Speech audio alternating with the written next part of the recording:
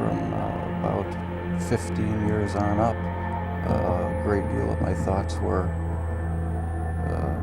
basically unshareable. We are all evil in some form or another. Yes, I am not 100%, but I am evil. My mother was sick, angry, hungry, and very sad woman. I hated her, but I wanted to love my mother. This is Serial Killing, a podcast. Hello again, and welcome to Serial Killing, a podcast. My name is Alyssa Carroll, and I am the host and the creator of @serial_killing on Instagram, where we go through the life stories of serial killers to see if we might catch a glimpse of why they displayed their famous, vile, and disturbing behaviors. And of course, special thanks to some of my patrons. John, my girl Judy, David, Bree, Brandy, Cassandra, Gaylin, Gabrielle, Emily, Emma, Nanette, Sophie, Sarah, Teresa, Florence, Robert, Katerina, Hammer, Janice, Freddie, Sam, and Catherine. Thank you so much. You are truly appreciated. So today's podcast is going to be on the Bloody Benders. So we'll start with a bit of backstory, beginning with the end of the Civil War. Of course, we know this was a war between the Union, or the North, of the United States and the Confederacy of the South. And it began in April of 1861 when the Confederates attacked Fort Sumter in South Carolina. This war was long and bloody, but effectively ended in April 1865 when the South surrendered to the North. It is estimated that between 620,000 and 750,000 soldiers lost their lives, and there is no real numbers for the amount of civilians that died as well. Now, after the war, a lot of the southern states were left in ruin. Many areas were actually completely devastated, especially the railroad system was hit very heavily. But this ushered in the Reconstruction era, both for the war-torn regions, but also to begin ensuring civil rights for the newly freed slaves. This era lasted from 1865 to 1877, from the assassination of President Lincoln through Andrew Johnson and then Ulysses S. Grant's presidencies. After the first year of the Civil War, the Homestead Act of 1862 was enacted. This gave any adult citizen, or intended citizen, who had never, quote, bore arms against the U.S. government, end quote, could claim 160 acres of surveyed government land. The stipulation was that they were then required to improve the plot of land by building a dwelling and working the land for crops and overall agriculture. After 5 years, the person would then own the land and property free and clear, other than a small registration fee. Now, Republicans had actually added this to their platform the year before, but it did gain traction after. The idea was an ambitious one, as it was a way to try to help with poverty, but really only a few laborers and farmers could actually afford to buy the tools and materials needed to build a farm. Most of this land went to cattlemen, miners, lumbermen, and the railroads in the end, but quite a few homesteaders did actually make it. And we all know that during this time of migration west and open territories, the U.S. began forcibly removing the indigenous people from their homelands and relocating them. And our story in particular, the Osage Indians were moved from their homelands in Kansas south into Oklahoma so that the Kansas Territory would be available to be settled by European settlers.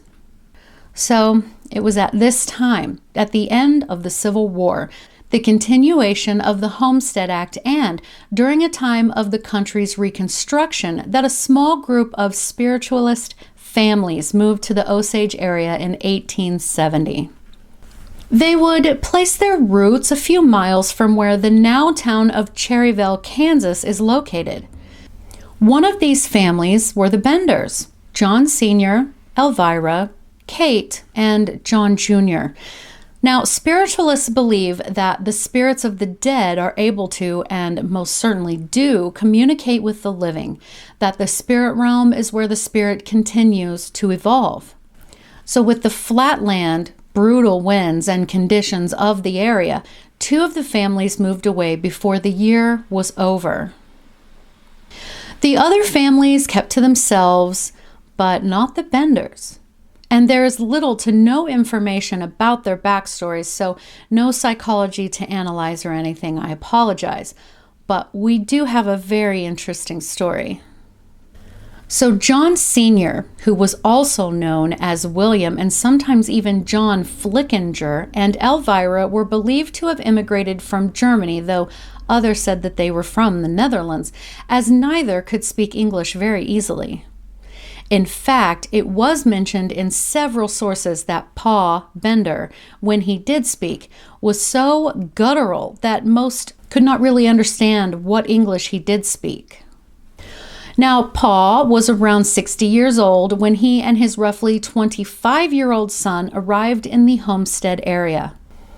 Now, Pa, as I will call him for the rest of the story, was described by people who knew him or of him, quote, "The old man was a repulsive, hideous brute, without a redeeming trait, dirty, profane, and ill-tempered," end quote. Elvira, or Ma, was about 55 years old. According to old newspaper sources, she was believed to have been born Almira Hill Mark and had lived in some mountains in upstate New York, having married her first husband, Simon Mark.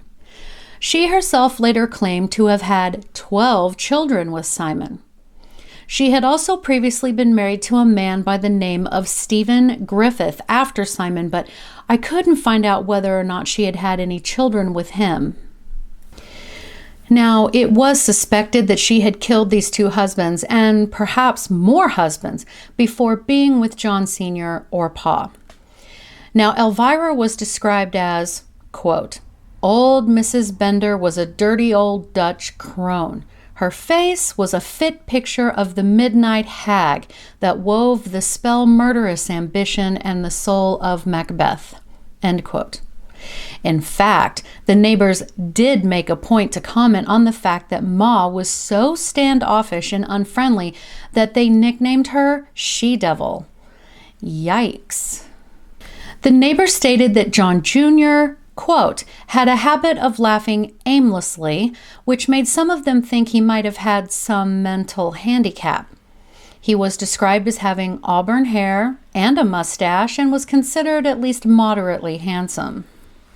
Now, Pa and John arrived ahead of the ladies in October of 1870 on their 160-acre property that faced the Osage Trail, later to be called the Santa Fe Trail. Together, they built a one-room lumber cabin with a space under the house that was a stone cellar. John had also plotted a much smaller tract of land directly north of Pa's, but it is said that he never actually worked the land and he certainly never lived on it. Now, this cabin itself only had a canvas curtain, normally used to cover wagons, to divide the room into two spaces. The front of the cabin was put together to be a public inn and small general store, and the family living space was in the back. Now, since there were a great number of travelers headed out west or coming back and forth on the Osage Trail, which was the only open road at the time, well, the idea was that they could make money charging travelers to eat and stay there. So, once Pa and John finished construction, including a well and a barn, they sent for Ma and Kate to come to the homestead. They arrived in 1871. Kate was around 23 years old. Now, both she and John Jr. spoke fluent English, but both had at least slight accents. Now, the one member of the family that the local community seemed to actually get along well with was young Kate. Now, there is some kind of gray area as to whether or not John Jr. and Kate were actually siblings or common law married. Local documents versus the local people are pretty evenly split, but Regardless, everyone seemed to like Kate. She was described as an attractive, outgoing young lady, quote, well-formed and bold in appearance, end quote, and most likely had red hair. So once the family got settled and got the store set up, they sold things such as tobacco, crackers, sardines, candles, horse feed, gunpowder, liquor, and so on out of the front of the store of their home. And they also provided meals for travelers through the area. Ma and Kate even planted a 2-acre vegetable garden and began preserving food, and they also had planted an apple orchard. With all of this, their property would have been a welcome sight for road-weary travelers. The Benders were a quiet family who did attend the local church, town hall meetings, and also appeared to be upstanding citizens.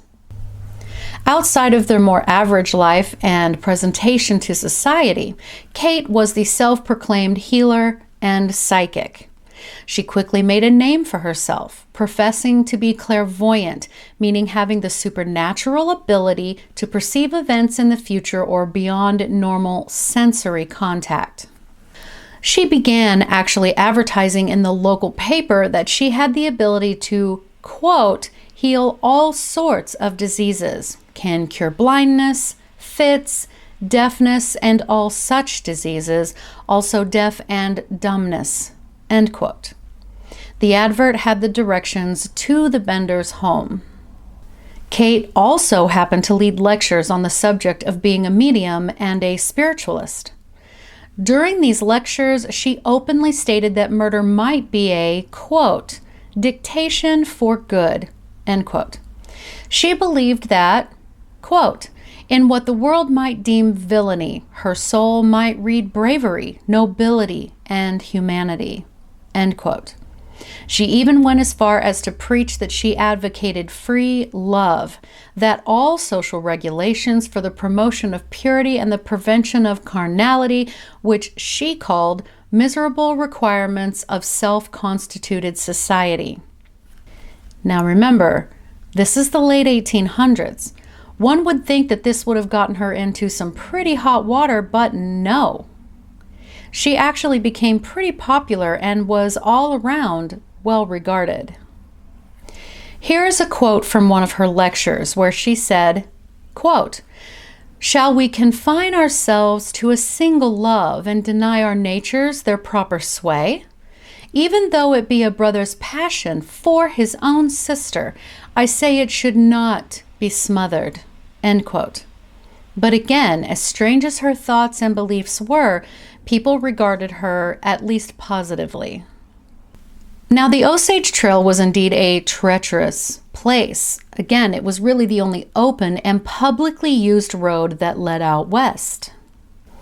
It was a road well traveled, but one would have to realize that along the way there was a high chance for running into trouble, such as bandits and horse thieves, conflicts with Native Americans who did not appreciate the European settlers being there in the first place. If you were injured or got very sick, you would most likely die. There were always the inevitable accidents, unpredictable weather, and so on. So it really wasn't all that uncommon to hear news of someone or a small group of people that went missing. And it took a great deal more time to travel back then, so travelers would see the Bender property as a welcome sight. Most often, men would pass through looking to claim land and buy livestock, and they bought them with money. The Bender family would sell them needed goods, feed them a home-cooked meal, offer them a spot to sleep if they needed rest, and so on. What was beginning to become a bit suspicious was that people from the local, and I use that term loosely, local area began to mysteriously disappear. Now remember that Ma and Kate arrived on the homestead in early 1871. That May, the body of a man only known by the name of Jones was found in Drum Creek, just barely southwest of Cherryvale. It was clear that he had been murdered, as his throat had been cut and his skull had been nearly crushed from blunt force trauma. The owner of that parcel of land was suspected at first, but then no arrest was made. Then in February 1872, 2 more bodies of men were found that had the same wounds as the man known as Jones. Later that year, a man named George Newton Longcore and his 18-month-old daughter, Mary Ann, departed from Independence, Kansas. After his wife had died, he packed himself and his little girl up, headed northeast with the plans of resettling in Iowa. Neither made it to their destination and were never seen again. Now, in the spring of 1873, a friend and former neighbor of George's, Dr. William Henry York, decided to do a little investigating into his friend and his friend's daughter's disappearance. The good doctor began visiting homesteaders along the Osage Trail to ask them if they had seen his friend or his little girl. Dr. York got as far as Fort Scott, Kansas in March before turning around to come back to Independence. He never made it, though his horses had been found abandoned near Fort Scott. Now, Dr. York's disappearance, compared to many others, actually garnered serious suspicion. As it was, there were so many people vanishing off of the trail that people began to avoid using it at all. Now, the doctor was from a very prominent family and had 2 brothers, Ed, who lived in Fort Scott, and Alexander York, who was a Civil War veteran, a lawyer, and a very well-respected member of the Kansas State Senate, who also lived in Independence. Both were well aware of their brother's traveling to see about the disappearance of his friend. So, when it became clear that he had not made it home and was himself missing, both brothers made a call to action and ordered a full, no-holds-barred search for the missing doctor. Alexander York, along with 50 other men, visited every homestead along the trail and questioned every single traveler they happened upon. In late March, Alexander arrived on the Benders' property, known as the Benders Inn. He introduced himself to the family, stating the purpose of his visit was to inquire about his brother, Dr. York, and if they had seen him. The Benders said that, yes, they had actually seen him and that he had stayed with them, but had left in good health with no issues. They offered that, perhaps, he had crossed paths with some angry Native Americans. Alexander agreed that that was plausible and accepted their offer to stay for dinner. He left with no incident. Now, during all of this, as others who lived in the general area of southeast Kansas were going missing, it was said that a vigilante group tried, with really no success, to hold various people accountable, even going as far as to arrest people, but then having to release the men once it could be proven that they were innocent. So there was already some commotion in the area. In April, word got back to Alexander York that a woman had run screaming from the Benders Inn, fleeing for her life as Elvira had allegedly threatened her with a knife. He gathered some of his men and they armed themselves to visit the Bender homestead again. When they arrived, Alexander questioned them again. Kate and John Jr. both feigned ignorance, and Elvira acted as though she did not understand a word he was saying, that he was speaking English, though she did understand it pretty decently, actually. Because finally, after Alexander really began to press the issue, Elvira flew into a rage, exclaiming that the woman who had fled their property had been a witch who had cursed her coffee. She then ordered him and his men to get off her property. But this show of temper was all too revealing to Alexander. But Kate interceded and stated that if the men would come back after some time, she would use her psychic abilities to search for Dr. York and show the men his grave. Though Alexander was convinced of their guilt, he agreed to take his men and leave and return before long. So, around this exact same time, the neighboring communities also began suspecting that the disappearances were the result of someone in the Osage area. So they held a public town hall meeting in the Harmony Grove schoolhouse where everyone agreed to get search warrants for every single property between Hill Creek and Drum Creek, which did include the Bender homestead. In attendance of this meeting, why, Alexander York and Pa Bender and John Jr. Bender. And so the crowd dispersed with a plan.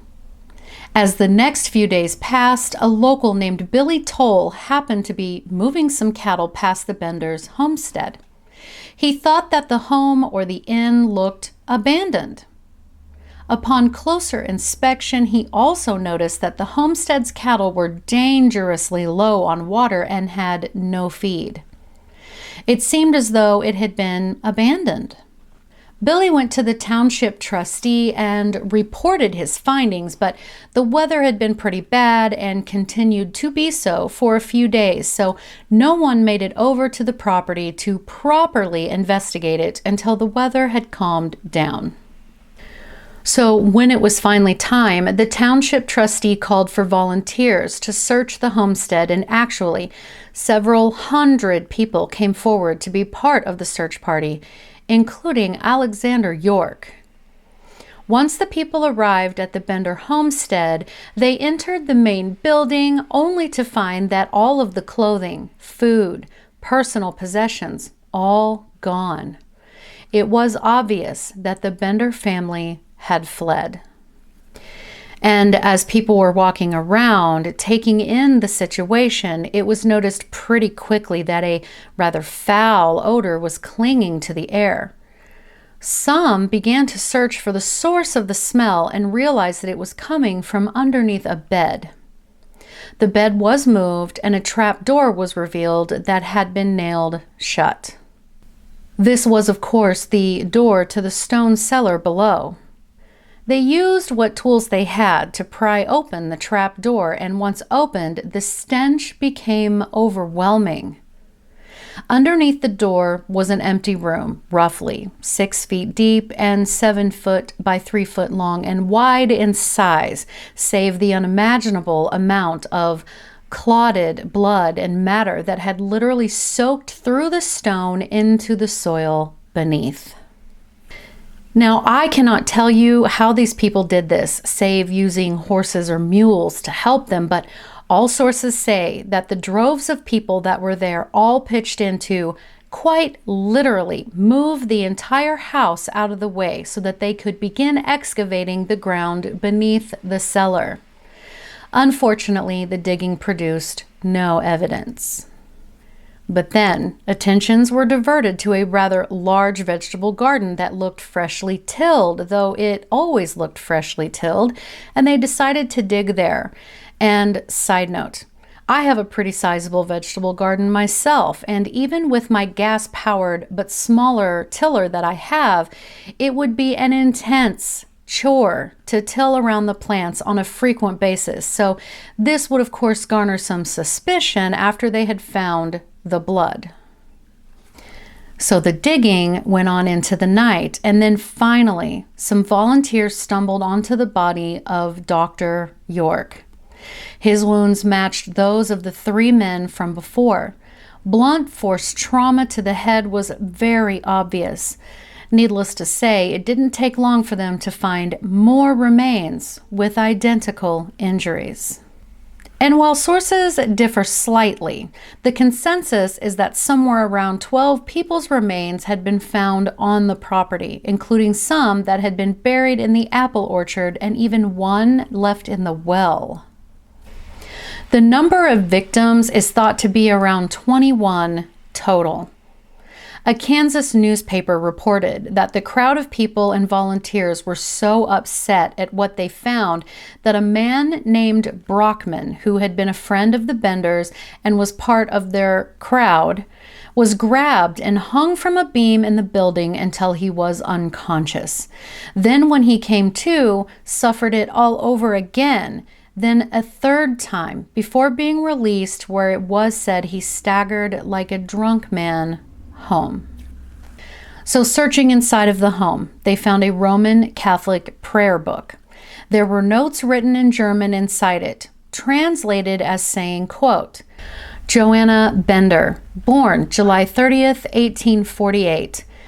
John Gebhardt came to America on July 1st, and then the year was not legible. Big Slaughter Day, January 8th. And finally, hell departed, end quote. We still don't know if those were the names of perhaps Elvira or John Jr. or what it all meant, so interpret that as you will. Also found on the property were 3 hammers, a shoe hammer, a claw hammer, and a sledgehammer that matched perfectly the damage on the skulls. Consequently, these hammers were given to the Bender Museum in 1967 by the son of the township trustee who had headed the search of the homestead originally. They are now displayed at the Cherryvale Museum, where they are in a display case mounted on the wall. There was also a knife with dried blood spatter on it found. It was later donated to the Kansas Museum of History, but it is currently not on display. There is also a historical marker along the highway near Cherryvale. Nonetheless, word of the murders spread like wildfire, and people began to travel to the site. When it was all said and done, more than 3,000 people had come to the homestead in hopes of experiencing the gruesome sight. They came from as far as New York City and Chicago. As curious people came to see the land, they took with them souvenirs, including bits and pieces of the home, including bricks, until the cabin was literally destroyed, and this included stones from the cellar and even the well. Alexander York advertised a $1,000 reward, which would be over $22,000 today, for the location and arrest of the Bender family. Very soon after, the then Kansas governor offered an additional $2,000, or over $43,000 in today's money, for the arrest of all 4 of them. The Chicago Tribune reported, quote, altogether the murders are without parallel, end quote. And the Minneapolis Star-Tribune printed that over 3,000 people had come to see and more trains arriving. A book published in Philadelphia soon after the murders titled, quote, The 5 Fiends or the Bender Hotel Horror in Kansas, end quote, said, quote, large numbers of people arrived up on the scene who had heard of the diabolical acts of bloody murder and rapacious robbery. Hardened men were moved to tears, end quote. It was believed that their method of murdering was that when someone would be a guest in their inn, they would give them the seat of honor at the table with their back nearly against the canvas partition. Just behind them would be the trap door on the other side of the fabric. Kate would then distract the guest while one of the men would appear from behind the curtain and strike the person on the right side of their head with one of the hammers. The throat injury would be inflicted by one of the women to make sure that they would not survive, and then their body would be dropped through the trapdoor into the cellar to later be robbed of any money or valuables and the remains buried outside. It isn't thought that they made any huge amount of money off of this, and it is believed that they just killed for the thrill of it. And after the remains had been discovered, others came forward stating that they had escaped with their lives from the Benders and told everyone of how they had nearly been attacked, which further backed up the theory of how they took their victims. And more than a dozen bullet holes were seen in the roof and side walls of the cabin, which led officials to believe some victims had tried to protect themselves. Now, People had actually found wagon tracks, and detectives followed those tracks and eventually discovered their wagon, abandoned with the horses still strapped to it and nearly starving, about 12 miles north of the homestead in the town of Thayer. An investigation there discovered that the family had purchased tickets for a train headed to Humboldt, Kansas, not too far north of Thayer. But at the halfway point in Chanute, Kansas, it was stated that John Jr. and Kate exited the train and caught another train south to near Denison, Texas, which is just north of Dallas. From there, it was verified they traveled to an outlaw colony located in the area of the border of New Mexico and Texas, and no one dared go there to look for them because the people that went snooping around in that area were rarely ever seen again. It was reported that John Jr. had died from what they termed apoplexy back then. The term really isn't used much today, but it refers to bleeding within internal organs and the accompanying symptoms. So in other words, he most likely had a stroke and died. It is believed Elvira and John Sr. stayed on the train and continued north to Kansas City, where they purchased tickets to continue on to St. Louis, Missouri. Now, there have been stories told about how vigilantes had caught up to the four, shot, and killed all of them, save Kate, whom they burned alive. Still others say that the Benders had been caught and lynched before throwing their bodies into a river. And still more stories state that the Benders had died during a gunfight and their bodies had been buried somewhere out in the prairie, but the reward money was never collected. The search for Ma and Pa, John Jr. and Kate, continued for another 50 years. Sometimes two women with any discernible age difference would be stopped and accused of being Elvira and Kate, much to the women's horror. Still, other reports came to be that John Sr. had committed suicide in Lake Michigan or arrested in Montana for murdering someone in Idaho, where they had suffered a similar head injury to the Benders' victims. In all, they took one life in May of 1871, 2 in February 1872, then 10 over the month of December in 1872, and the remaining before May 1873. The victims, who had no one to claim their remains, were reburied at the base of a very small hill about 1 mile southeast of the old apple orchard, and these mounds are called, quote, the Benders' Mounds. They can be seen from the road. Since I live within an afternoon drive from this place, I plan on going and showing you guys as soon as I have time to get over there.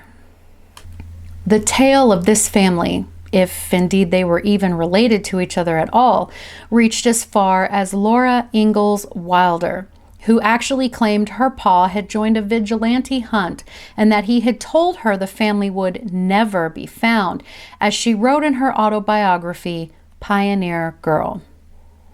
If you've actually played the game Red Dead Redemption, which I have, 2 of the main characters are actually based off of John Jr. and Kate.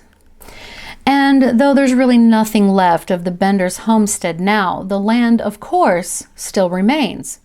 In January of 2020, the Wichita Eagle newspaper reported that the 162-acre tract of cropland known as the Bender Farm would be auctioned off to the highest bidder. Some believe that there might still be undisturbed remains buried on that land. There were no amenities, and it was advertised as strictly cropland. And again, I'll try to find some time soon to make the afternoon drive over there so I can get some footage and pictures for you guys, okay? So guys, what do you think? Leave me a comment below if you're watching, or you can DM me on Instagram at serial_killing.